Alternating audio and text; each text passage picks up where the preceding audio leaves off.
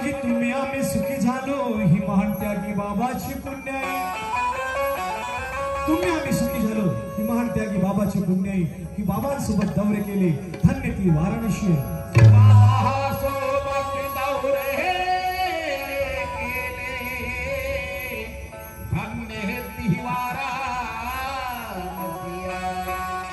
नाही घेतला कोणाकडून पैसा नाही घेतला कोणाकडून पैसा आई बाबाने केली निष्काम सेवा नाही घेतला कोणाकडून पैसा आई बाबाने केली निष्काम सेवा आणि खरा भगवंत दाखवून दिला बाबांचे तत्व शब्द नियम लक्षात ठेवा खरा हा भगवंत दाखवून दिला बाबाचे तत्व शब्द नियम लक्षात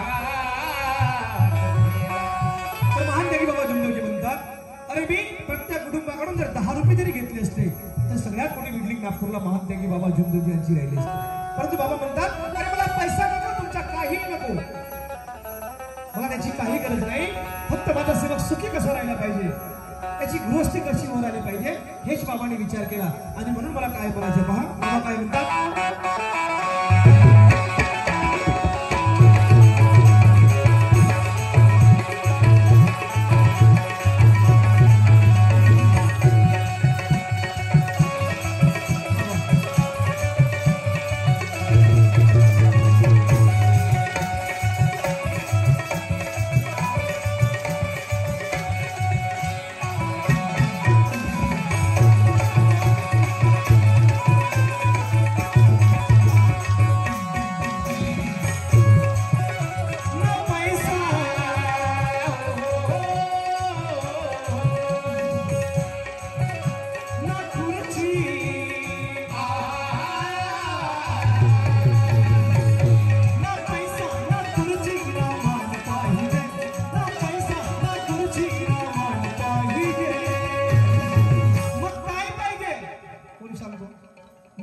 बाबाने आपल्याला काहीच फुकटात काहीच नाही दिली फक्त मागण्याची पद्धत वेगळी होती तर बाबाने आपल्याला काय मागितलं कोणी सांगू शकते शाबास हुशारात शेवटीकडे भयंकर हुशार काढ्या शाबास शाबास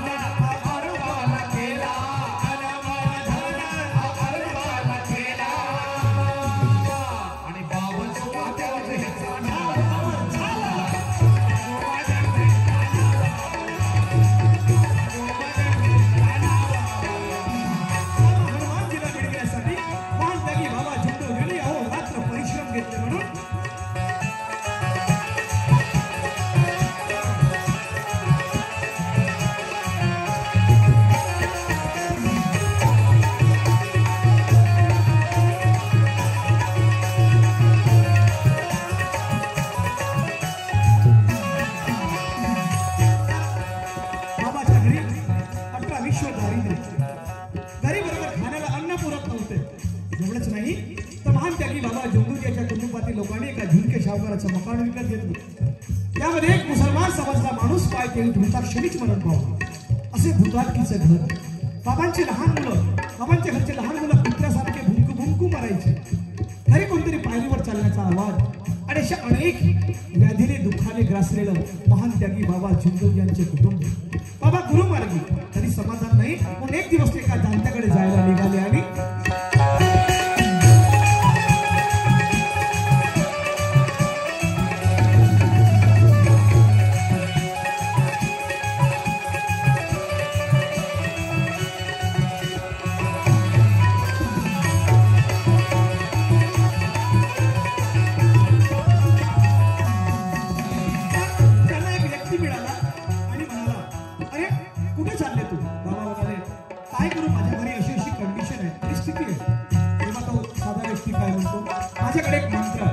ही विधी माझ्या वडिलांकडे होती. एका संन्यासाचा मंत्र आहे. परंतु ही विधी करणारे तर कोणी पागल झाले, कोणी मरणागती गेले. परंतु तुम्ही ते करू शकता कारण की मुलाचे पाय पाडण्यात दिसतात म्हणतात असे आपले महान त्यागी बाबा जोंधूजी सुरुवातीपासूनच एक असाधारण व्यक्तिमत्व होतं. म्हणून बाबांनी त्याची चौकशी केली तेव्हा समजलं की विधी करणारे कोणी पागल झाले, कोणी मरणागती गेले. आणि बाबांनी विचार केला की असंही आपण काहीतरी म्हणूनच राहील, विधी करून मेलेलं बरं. आणि म्हणून बाबांनी आपल्या भावाची मीटिंग बोलावली. कोणी भाऊ याच्यामध्ये सहभागी झाले नाही म्हणे आम्ही हे काय करणार नाही. आणि तेव्हा साथ दिली मातोश्री वाराणसी. काय म्हटलं माहित आहे, हो मी विधवा होईन तरी चालेल, मी विधवेचे जीवन जगीन, पण तुम्ही समोर व्हा. ही भूताटकी आपल्या घराला लागलेली आहे. याचे कलंकित आपलं घर आहे. आपल्या घरी सुख नाही, समाधान नाही. आणि याच्यातून या विधीपासून जर समाधान होत असेल तर एवढे पुण्य नाही. आणि म्हणून महान त्यागी बाबा जोंधूजीला हिंमत आली. त्यांच्या घरची स्त्री चांगली, त्यांची पत्नी चांगली, त्याचा कुटुंब चांगला, दोघांचा असा नातं असते हेरथाच्या चाकासारखे असतात, दोन्ही सेम असायला पाहिजे. आणि म्हणून महान त्यागी बाबा जोंधूजीला थोडीशी हिंमत आली आणि बाबांनी विधीला सुरुवात केली. आणि त्या देवळातीलच हनुमंताला प्राप्त करून आपल्या घरचे दुःख दूर केले. म्हणून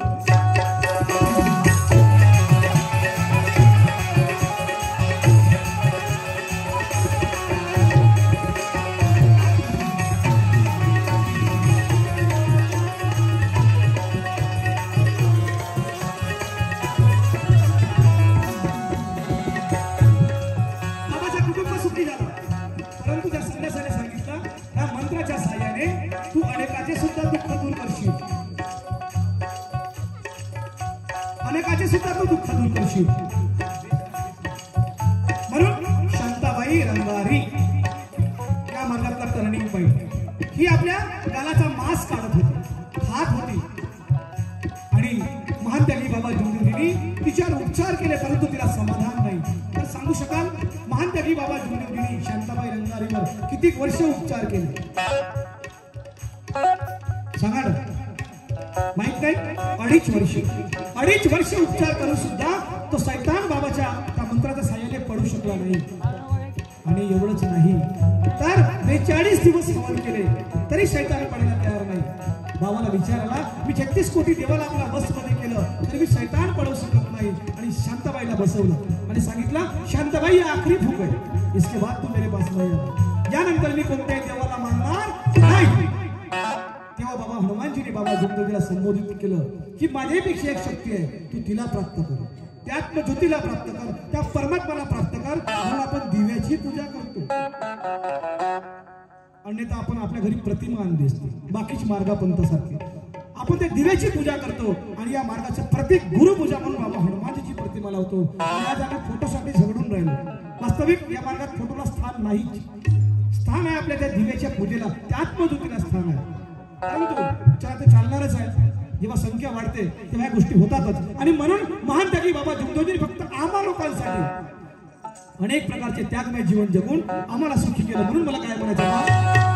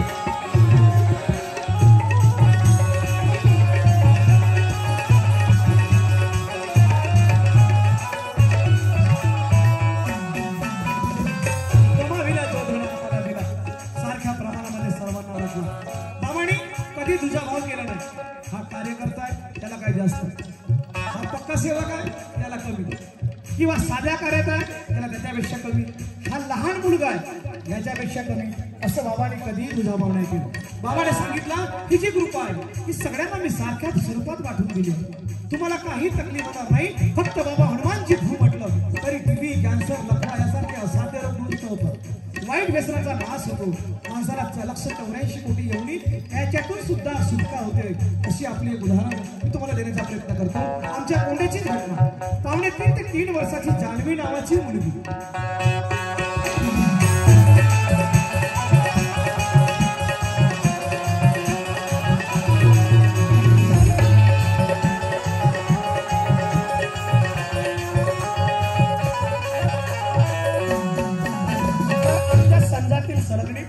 चंदूभाऊ गुर्जेकर मुक्काम कोंढा यांची पावणे 3 वर्षाची मुलगी. पहा मुलावर संस्कार कसे असायला पाहिजे.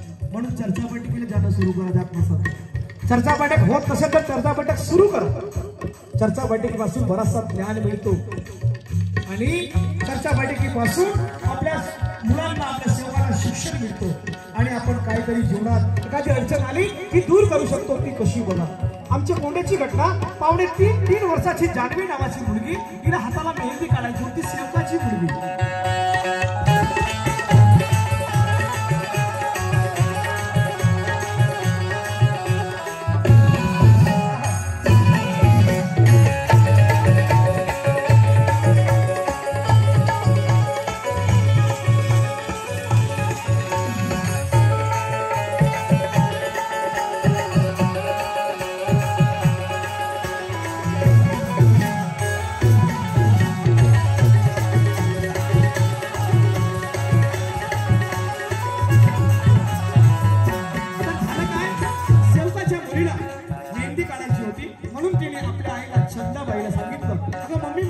परंतु या चंदाबाईची म्हणजे सेवकिनीची प्रकृती ठीक नव्हती. म्हणून घराशेजारी अनेक वाल्याचा घर होता, तिथं पाठवलं.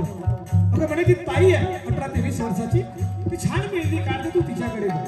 ती पावणे 3 वर्षाची जान्हवी मुलगी त्या शेजारच्या मुलीकडे गेली, अनेक वाल्याकडे. तिची प्रकृती ठीक नव्हती. तिच्या आईने आताच तिला दवाखान्यातून आणलं होतं. एका पोटाचा त्रास होता, काहीतरी संडासच्या उलट्या काहीतरी प्रॉब्लेम होता. म्हणून तीही झोपली होती. म्हणून त्या अनेक वाल्या मुलींना तिला घरी पाठवलं. ठरवलं म्हणे तू आपल्या आईला मेहंदी काढून माग, मी काही तुला मेहंदी काढून देत नाही.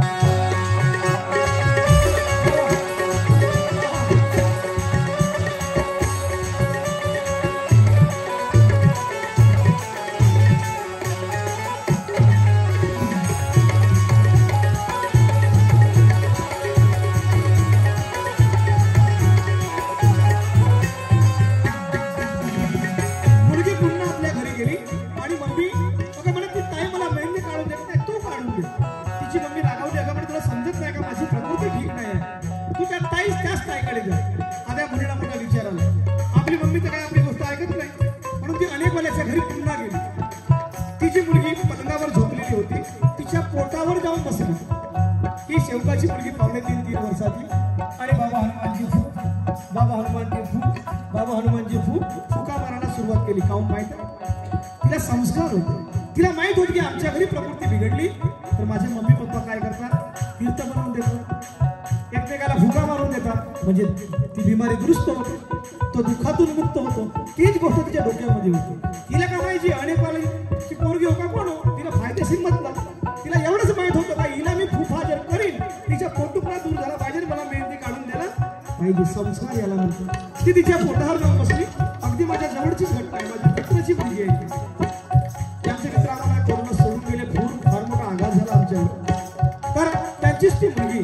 तर तिला वाटलं आता 2.5-3 वर्षाच्या मुलाला कोणती विनंती प्रार्थना येत असेल, पण तिने मनात काय म्हटलं असेल, भगवान बाबा हनुमानजी आणि महान त्यागी बाबा जमदेवजी, माझी मम्मी मला मेहंदी काढून देत नाही, या ताईची प्रकृती ठीक नाही आणि हिची प्रकृती ठीक झाली पाहिजे म्हणून मी हिच्या पोटावर फुका मारत आहे. हिची प्रकृती दुरुस्त करून द्या, हिने मला मेहंदी काढून दिलं पाहिजे. निष्पाप बालक त्या मुलीची हाक भगवंताने ऐकली. लगेच तिच्या पोटदुखीचा त्रास होता तो दुरुस्त झाला. ती उठून बसली, तिला मेहंदी काढून देऊ लागली. हा प्रकार त्या मुलीची आई पाहत होती, जिने दवाखान्यात नेलं. ती सेवकाच्या घरी आली. काय म्हणते, चंद्रा तुझ्या पोरी तर कमालच केली म्हणे, पोटावर जाऊन बसली, काहीतरी फुफा केला, माझी मुलगी उठून बसली, जे डॉक्टरला जमलं नाही आणि म्हणे मेहंदी काढून देत आहे. खरंच धन्य तुमचे ते बाबा जमदेवजी, खरंच धन्य ते तुमचे सेवक, धन्य तुमचे ते कार्यकर्ते आणि अशी एक कृपा आम्हाला मिळाली आहे. आणि कृपा देणारे बाबा जमदेवजी याच्याकडे एकदा टाळ्या सगळ्यांनी वाजवाव्या की आपण याचे सेवक आहोत. म्हणून बाबाने सांगितलं हा कार्यकर्ता, हा पक्का सेवक असं काहीच नाही, जो तत्वशब्द नियमाने चालेल, ते निष्काम भावनेने कार्य करेल, मी त्याच्या पाठीशी 24 घंटे राहील. आणि म्हणून आपल्या समाजात बोलतोय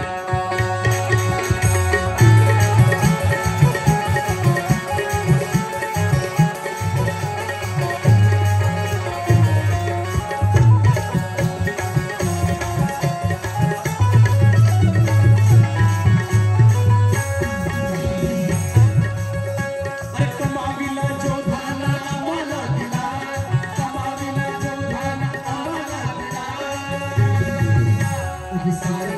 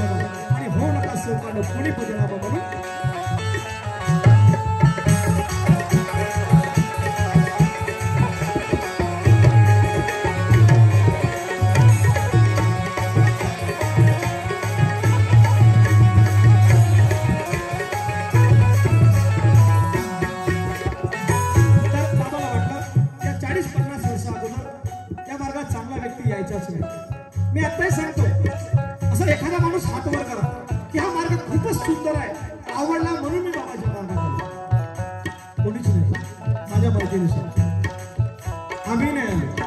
शेवटची स्टेप म्हणजे परमात्मा आहे. सगळे मार्ग पंत फिरल्यानंतरच आपण हा मार्ग बघा. हा मार्ग पहिल्यांदा पटणारच नाही. कोण आपल्या घरचे देव फेकेल, कोण अनेक देवाची पूजा बंद करेल, कोण हा पाप करेल असं आम्हाला वाटत होतं, परंतु उपाय नव्हता. या मार्गात कोणता सेवक आला, कोणता माणूस आला, जो बिमारीने ग्रासलेला, बरबाद झालेला, मरणाच्या वाटेवर, त्याच्याकडे पैसा नाही, किंवा एक नंबरचा बेवडा. जशी माझी फॅमिली होती, माझ्याकडे खूप दारू प्यायची, तर असे फॅमिली ज्याच्याकडे पैसा नाही, असेच लोक त्या बाबाच्या मार्गामध्ये आले आणि अशा लोकांकडे मुळीच पैसा नाही. म्हणून बाबाने विचार केला की हा माझा साधा सेवक गरीब आहे, त्याचं कसं होईल.